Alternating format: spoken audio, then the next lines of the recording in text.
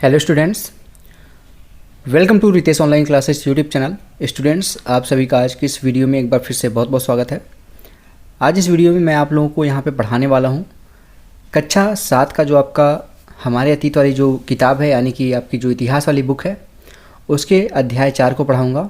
और इस अध्याय को यहाँ पे आप अगर पुरानी बुक से पढ़ रहे हैं तो उसमें आपको मिलेगा मुग़ल साम्राज्य, ठीक है, साम्राज्य के नाम से।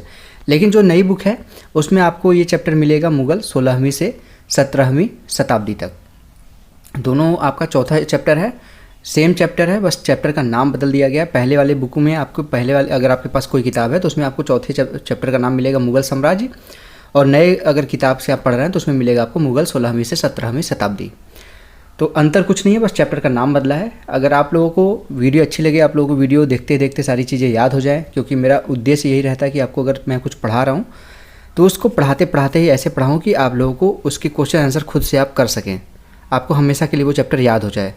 तो अगर अच्छा लगे आप लोगों को वीडियो तो प्लीज़ वीडियो को लाइक ज़रूर करिएगा। और ऐसी वीडियो अगर आप लोग हर दिन देखना चाहते हैं, NCERT के यहाँ पे मैं क्लास 1 से लेके क्लास 12 तक की सभी विषयों की क्लासेस, गणित की भी क्लासेस, ऐसा नहीं कि गणित की क्लासेस नहीं प्रोवाइड करूँगा। अब जल्दी ही आपको 1-2 दिन के अंदर गणित की क्लासेस भी देखने को मिल जाएंगी। अभ्यास वाइज एक एक अभ्यास के एक एक क्वेश्चंस को मैं कराऊँगा डिटेल में। तो सभी चीज़ों के लिए ऐसा नहीं कि बस गणित का, सामाजिक विज्ञान, गणित, विज्ञान, भूगोल, उस हिंदी, सारे सब्जेक्ट के आपको यहाँ पे चैप्टर्स मिल जाएंगे फ्री में। तो इन सभी चीज़ों के लिए आपको सिर्फ छोटा सा काम करना है कि Ritesh online classes YouTube channel से जुड़ना है, बिल्कुल फ्री है। इसी वीडियो के नीचे सब्सक्राइब बटन उस पर क्लिक करके सब्सक्राइब कर लीजिए, साथ ही साथ बेल आइकन दबा के रखिए, ठीक है। तो देर नहीं करते, चलिए स्टार्ट करते हैं आज का चैप्टर मुग़ल 16वीं से 17वीं शताब्दी। मध्यकाल में किसी भी शासक के लिए भारतीय उपमहाद्वीप जैसे बड़े क्षेत्र पर जहां लोगों के एवं संस्कृतियों में इतनी अधिक विविधताएं हों, शासन कर पाना अत्यंत ही कठिन कार्य था।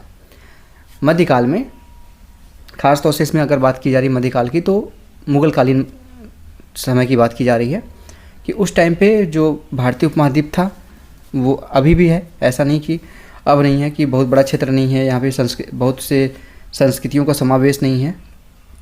आप सभी को पता है भारत विविधताओं का देश है।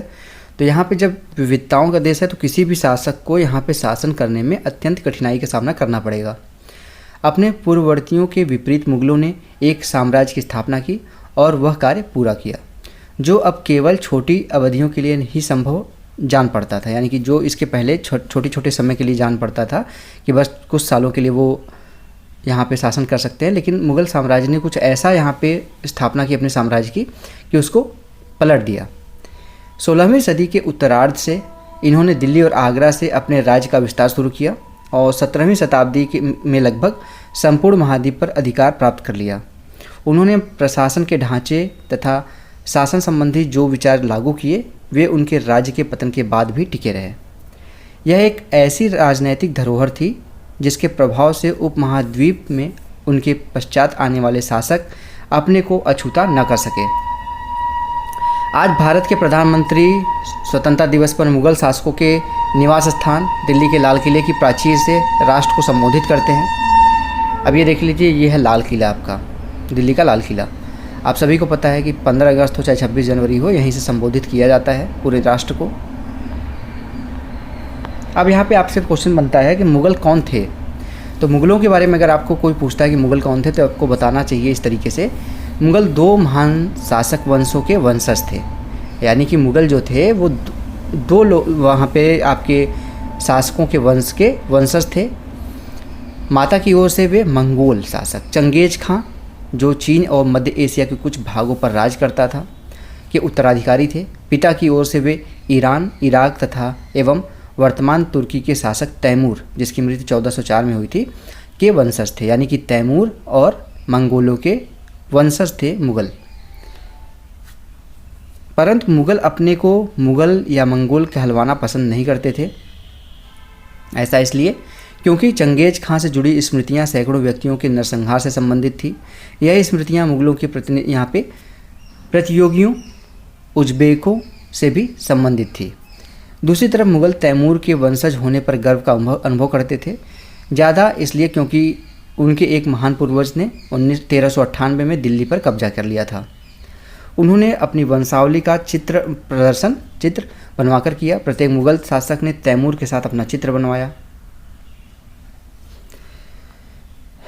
इसके बाद देखेंगे यहाँ पे मुग़ल सैन्य अभियान। मुग़ल कौन थे ये पता चल गया, तैमूर और मंगोलों के वंशज थे, लेकिन उन्होंने मंगोलों ने ऐसा कार्य किया था चंगेज़ खान ने कि उन्होंने उसके नाम को अपनाना थोड़ा सा नहीं अच्छा समझा, इसलिए उन्होंने तैमूर को अपना असली वंशज माना, अपना असली पूर्वज माना और उसी के नाम से आगे बढ़ते रहे। मुग़ल सैन्य अभियान के बारे में अगर बात करें तो प्रथम मुग़ल शासक बाबर जो कि 1526 से 1530 ने जब 1494 में फरगना राज्य का उत्तराधिकार प्राप्त किया तो उसकी उम्र केवल 12 वर्ष थी। मंगोलों की दूसरी शाखा उज़्बेकों के आक्रमण के कारण उसे अपनी पैतृक गद्दी छोड़नी पड़ी। अनेक वर्षों तक भटकने के बाद उसने 1504 में काबुल पर कब्जा कर लिया, अफ़गानिस्तान में है जो। उसने 1526 में दिल्ली के सुल्तान इब्राहिम लोदी को पानीपत में हराया और दिल्ली और आगरा को अपने कब्जे में कर लिया।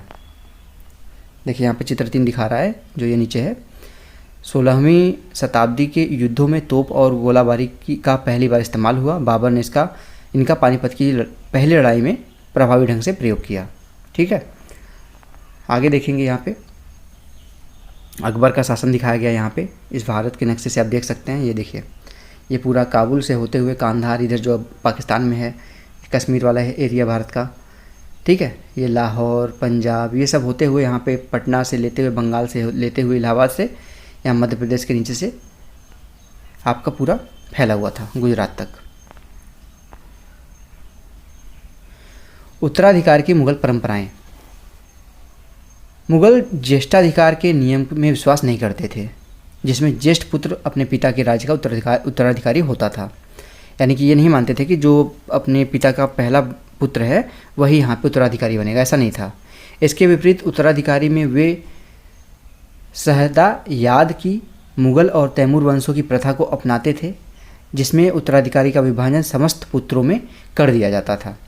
आपके इनके अनुसार उत्तराधिकार का कौन सा तरीका सही है, ज्येष्ठाधिकार या सहदा याद? सहदा याद ही है मेरे हिसाब से तो, क्योंकि सभी को मिलना चाहिए। देखिए अब यहाँ पे कुछ राइट साइड में पहले देख लीजिए। राजपूतों के साथ मुग़लों की शादियाँ। जहांगीर की माँ कछवा की राजकुमारी थी, वह अंबर वर्तमान में जयपुर के राजपूत शासक की पुत्री थी। ठीक है, शाहजहाँ की माँ एक राठौर राजकुमारी थी, वह मारवाड़ जोधपुर के राजपूत शासक की पुत्री थी।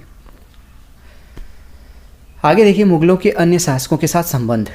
मुग़लों ने उन शासकों के विरुद्ध लगातार अभियान किए जिन्होंने उनकी सत्ता को स्वीकार करने से इनकार कर दिया। जब मुग़ल शक्तिशाली हो गए तो अन्य कई शासकों ने स्वेच्छा से उनकी सत्ता स्वीकार कर ली। राजपूत इसका एक अच्छा उदाहरण है। अनेकों ने मुग़ल घराने में अपनी पुत्रियों के विवाह करके उच्च पद प्राप्त किए, परंतु कईयों ने विरोध भी किया। मेवाड़ के सिसोदिया राजपूत लंबे समय तक मुग़लों की सत्ता को स्वीकार करने से इनकार करते रहे, परंतु जब वे हारे तो मुग़लों ने उनके साथ सम्माननीय व्यवहार किया और उन्हें उनकी जागीरें वतन जागीर के रूप में वापस कर दी। पराजित करने परंतु अपमानित न करने के बीच सावधानी से बनाए गए संतुलन की वजह से मुग़ल भारत के अनेक शासकों और सरदारों पर अपना प्रभाव बढ़ा पाए, परंतु इस संतुलन को हमेशा बरकरार रखना कठिन था। अब आता है यहाँ पे देखिए मनसबदार और यहाँ पे जागीरदार। ये दोनों वर्ड जो हैं आपको काफ़ी अच्छा यहाँ पे समझने को मिलेगा। मनसबदार क्या होता है और जागीरदार क्या होता है। जैसे जैसे साम्राज्य में विभिन्न क्षेत्र सम्मिलित होते गए, वैसे वैसे मुग़लों ने तरह तरह के सामाजिक समूहों के सदस्यों को प्रशासन में नियुक्ति प्रदान करना प्रारंभ कर दिया। शुरू में ज़्यादातर सरदार तुर्की यानी कि तुरानी जिसको पहले कहते थे वहाँ से थे, लेकिन अब इन छोटे समूह के साथ साथ उन्होंने शासक वर्ग में ईरानियों, भारतीय मुसलमानों, अफ़गानों, राजपूतों, मराठों और अन्य समूहों को सम्मिलित किया। मुग़लों की सेवा में आने वाले नौकरशाह मनसबदार कहलाते थे, जो मुग़लों की सेवा करते थे, जो उनके जैसे यहाँ पे अफ़गान हुआ करते थे, मुग़ल हुआ करते थे, भारतीय मुसलमान हुआ करते थे, ईरान के लोग हुआ करते थे, राजपूत हुआ करते, सब लोग मनसबदार कहलाते थे, जो उनकी सेवा करते थे, नौकरशाह। मनसबदार शब्द का प्रयोग ऐसे व्यक्तियों के लिए होता था जिन्हें कोई मनसब यानी कोई सरकारी हैसियत अथवा पद मिलता था। जैसे मुग़लों के शासनकाल में किसी को अगर कोई पद दे दिया जाता था तो उसको मनसबदार कहते थे। यह मुग़लों द्वारा चलाई गई श्रेणी व्यवस्था थी, जिसके जरिए पहला है था पद, दूसरा था वेतन एवं तीसरा था सैन्य यहाँ पे उत्तरदायित्व निर्धारित किए जाते थे। पद और वेतन का निर्धारण जात की संख्या पर निर्भर था। जात की संख्या जितनी अधिक होती थी, दरबार में अभिजात की प्रतिष्ठा उतनी ही बढ़ जाती थी और उसका वेतन भी उतना ही अधिक होता था। देखिए लेफ्ट साइड में यहाँ पे देखिए जात की श्रेणियाँ। 5000 जात वाले अभिजातों को 1000 जात वाले अभिजातों से ऊंचा, ठीक है, ऊंचा थे। अकबर के शासन काल में 29 ऐसे मनसबदार थे जो 5000 जात की पदवी के थे। औरंगजेब के शासनकाल तक ऐसे मनसबदारों की संख्या 79 यानी कि 79 हो गई। क्या इसका अर्थ हुआ कि राज्य का खर्चा बढ़ गया? बिल्कुल बढ़ेगा। अब यहाँ पे देखिए, यहाँ पे जो सैन्य यहाँ पे उत्तरदायित्व मनसबदारों को सौंपे जाते थे, उन्हीं के अनुसार उन्हें घुड़सवार रखने पड़ते थे। मनसबदार अपने सवारों को निरीक्षण के लिए लाते थे। वे अपने सैनिकों के घोड़े को दगवाते थे एवं सैनिकों का पंजीकरण करवाते थे। इन कार्यवाहियों के बाद ही उन्हें सैनिकों को वेतन देने के लिए धन मिलता था। मनसबदार अपना वेतन राजस्व एकत्रित करने के लिए वाली भूमि के रूप में पाते थे, जिन्हें जागीर कहते थे और जो तकरीबन इक्ताओं के समान थी। जो जागीरें होती थी ना, उनको इक्ता कहा जाता था। परंतु मनसबदार मुक्तियों से भिन्न अपने जागीरों पर नहीं रहते थे और न ही उन पर शासन करते थे। उनके पास अपनी जागीरों से केवल राजस्व एकत्रित करने का अधिकार था। यह राजस्व उनके नौकर उनके लिए एकत्रित करते थे, जबकि वे स्वयं देश के लिए अन्य भागों में सेवारत रहते थे। अकबर के शासनकाल में इन जागीरों का सावधानीपूर्वक आकलन किया जाता था ताकि इसका राजस्व मनसबदार के वेतन के तकरीबन बराबर रहे। औरंगजेब के शासनकाल तक पहुँचते पहुँचते स्थिति बदल गई। अब प्राप्त राजस्व मनसबदार के वेतन से बहुत कम था। मनसबदारों की संख्या में भी अत्यधिक वृद्धि हुई, जिसके कारण उन्हें जागीर मिलने से पहले एक लंबा इंतजार करना पड़ता था। इन सभी कारणों से जागीरों की संख्या में कमी हो गई। फलस्वरूप कई जागीरदार जागीर रहने पर यह कोशिश करते थे कि वे जितना राजस्व वसूल कर सके कर लें। अपने शासनकाल के अंतिम वर्षों में औरंगजेब इन परिवर्तनों पर नियंत्रण नहीं रख पाया। इस कारण किसानों को अत्यधिक मुसीबतों का सामना करना पड़ा। जब्त और जमींदार। जब्त और जमींदार मुगलों की आमदनी का प्रमुख साधन किसानों की उपज से मिलने वाला राजस्व था। अधिकतर स्थानों पर किसान ग्रामीण कुलीनों यानी कि मुखिया या स्थानीय सरदारों के माध्यम से राजस्व देते थे।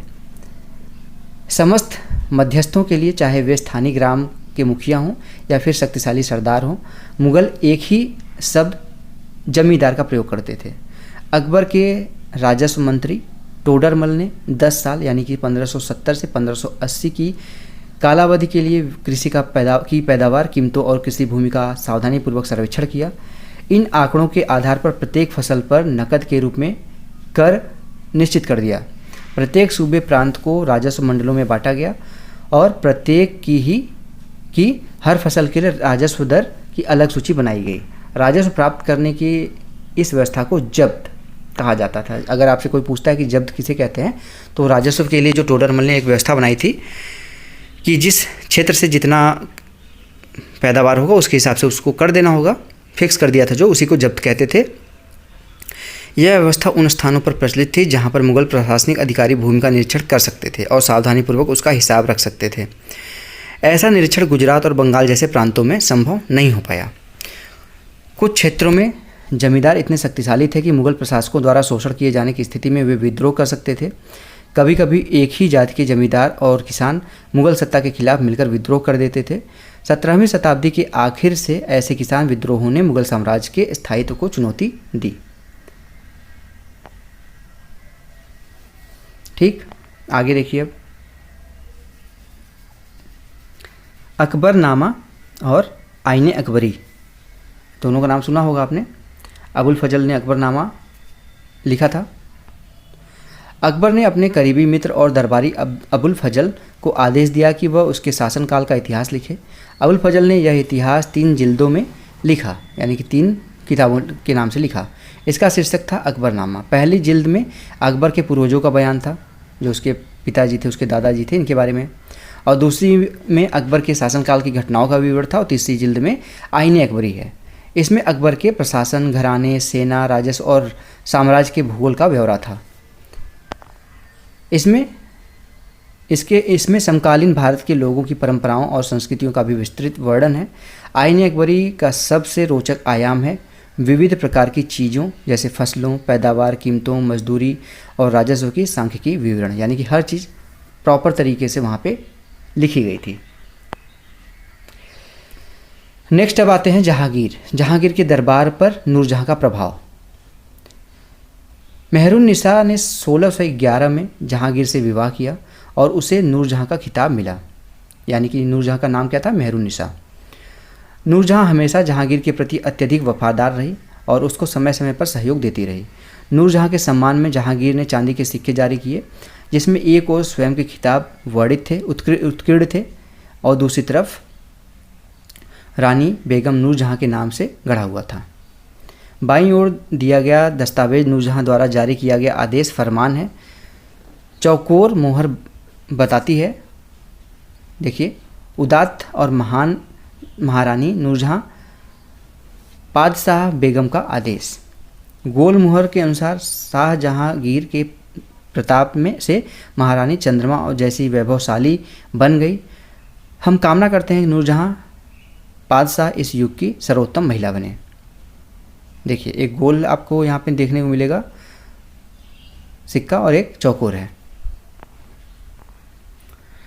सुलह ए कुल, ये क्या है? अकबर की सुलह ए कुल नीति का उसके पुत्र जहांगीर ने इस प्रकार वर्णन किया है। ईश्वरीय अनुकंपा के विस्तृत आंचल से सभी वर्गों और सभी धर्मों के अनुयायियों की एक जगह है, इसलिए उसके विशाल साम्राज्य में, जिसकी चारों ओर की सीमाएं केवल समुद्र से ही निर्धारित होती थी, विरोधी धर्मों के अनुयायियों और तरह तरह के अच्छे बुरे विचारों के लिए जगह थी, जहां असहिष्णुता का मार्ग बंद था, जहां सुन्नी और शिया एक ही मस्जिद में इकट्ठे होते थे और ईसाई और यहूदी एक ही गिरजे में प्रार्थना करते थे। उसने सुसंगत तरीके से सार्विक शांति, सुलह ए कुल, यानी कि सार्विक शांति के सिद्धांत का पालन किया। अब तो आपसे कोई पूछता है कि सुलह ए कुल क्या है, तो आप बता लेंगे ना कि सभी के लिए जो नीति बनाई थी अकबर ने, उसको उसके पुत्र जहांगीर ने उसका वर्णन इस तरीके से किया है कि सभी के लिए शांति। 17वीं शताब्दी में उसके पश्चात मुगल साम्राज्य, यानी कि 16वीं शताब्दी से स्टार्ट हुआ और 17वीं शताब्दी में आ गया है। अब उसके पश्चात कैसे था, इसके बारे में देखते हैं। मुगल साम्राज्य की प्रशासनिक और सैन्य कुशलता के फलस्वरूप आर्थिक और वाणिज्यिक समृद्धि में वृद्धि हुई।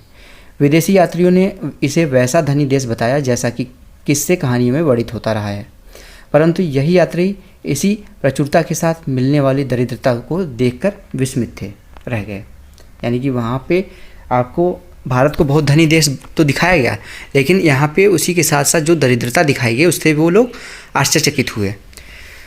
सामाजिक असमानताएं साफ दिखाई पड़ती थी। शाहजहां के शासनकाल में 20वें वर्ष के दस्तावेजों से हमें पता चलता है कि ऐसे मनसबदार जिनको उच्चतम पद प्राप्त था, कुल 8000 में से 445 ही थे।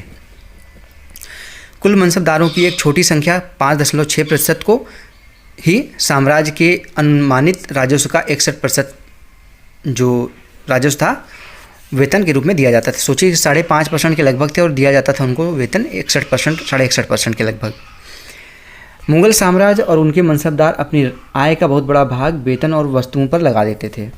इस खर्चे से शिल्पकारों और किसानों को लाभ होता था, चूँकि वे वस्तुओं और फसल की पूर्ति करते थे, परंतु राजस्व का भार इतना था कि प्राथमिक उत्पादकों, किसानों और शिल्पकारों के पास निवेश के लिए बहुत कम धन बचता था। इनमें से जो बहुत गरीब थे, मुश्किल से ही पेट भर पाते थे, वे उत्पादन शक्ति बढ़ाने के लिए अतिरिक्त संसाधनों में, औजारों और अन्य वस्तुओं में निवेश करने की बात सोच भी नहीं सकते थे। ऐसी अर्थव्यवस्था में ज़्यादा धनी किसान, शिल्पकारों के समूह, व्यापारी और महाजन ज़्यादा लाभ उठाते थे। मुगलों के कुलीन वर्ग के हाथों में बहुत धन और संसाधन थे, जिनके कारण 17वीं सदी के अंतिम वर्षों में वे अत्यधिक शक्तिशाली हो गए।